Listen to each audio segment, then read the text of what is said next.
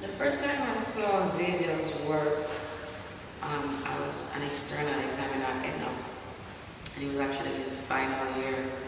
And I remember quite distinctly, he was doing some large-scale paintings of, I think him or someone who looked a lot like him, and his son, I think, maybe daughter, his child. And so it was a series of kind of very loving portraits of this relationship. He spoke a lot about wanting to reframe black masculinity and black fatherhood in a less,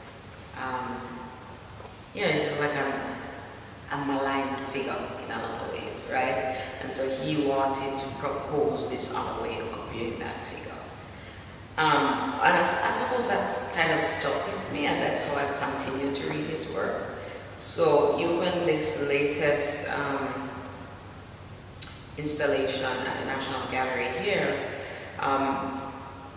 as much as he is working through kind of African aesthetics and traditions and so on, I view that as still part of that sort of alchemical process. He's trying to initiate of redeeming, reframing, re-imaging black masculinity, right? And so when I encountered that installation in particular, I was like, okay, so this is the actual ceremonial process of this alchemical transformation, which makes sense on a number of levels, because as anyone who's familiar with history and cultural traditions, a lot of how the black man came to be a maligned figure was happening at the same time as like the suppression of these traditional ways of being in the world, right? That came with Africans during the transatlantic slave trade and all of this. While that was being suppressed, that was also part of the sort of hobbling of black masculinity. All of that goes together. So to me, it makes a lot of sense that he started in that place and has now started working with these themes around Africanist aesthetics and ideas and spiritualism as well, because I see those two things as so connected. What's coming to mind is a show that Franklin Sermons worked on. I think it was called Voodoo. Another friend of mine who's a curator in the US, Chantrell Lewis, has also done exhibitions looking at contemporary art and Africanist spirituality and tradition in that kind of way. So I think it's definitely a point of interest now in this moment when people are looking for other ways of engaging the world, right? And I think black people in particular, because the current way of engaging the world has not suited us, right? It's not designed to our benefit. So looking for other models. So I think it connects with a lot of that, but I think it also connects with, not traditional, but certainly long-standing traditions in contemporary art here in Jamaica. So I certainly see a lot of Omari Ra, for example, in this kind of work. I think these conversations have been happening for some time.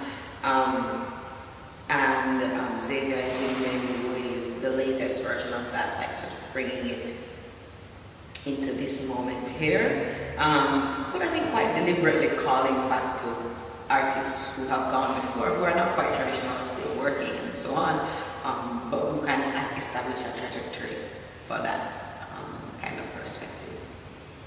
Different artists do it in different ways, but this question of the vernacular, right? I mean, I really see some relationship between the way that somebody like even Ebony Patterson works. The vernacular that she's drawing on is from dancehall primarily, another space, but this inclusion of vernacular materials, I think, is a part of something that Caribbean artists and other kinds of artists, artists from other places, have been playing around with for some time.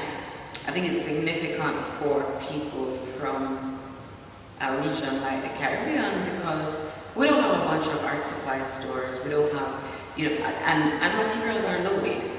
To me, materials have their own histories and say certain things. And so looking for a way to emancipate your practice from dependency on imported and expensive materials on the one hand, and on the other hand to assert the significance and importance and potential of other kinds of materials that are usually overlooked. I think both of those things play into some of what I see Xayvier doing with the bottles and the candles and all these kinds of and then also potentially bringing stuff that's not usually thought about as within the realm of art or fine art. Some people like that term. As art. You know what I mean? So that kind of scene that he set up there occurs all across the Caribbean. Various syncretic traditions create that scene, you know what I mean? And that's quite recognizable. And so for him to include it in the gallery space is also kind of bringing that whole sphere of activity into an artistic and aesthetic frame, right? And kind of assigning a certain level of value to it in that way, which I think is another project that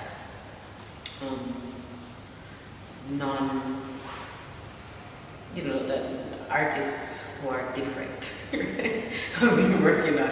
So I keep saying Caribbean artists, but there are other kinds of people who do not identify themselves with sort of the center of things, who are marginalized in different ways, who I think are working on with these kinds of ideas as well.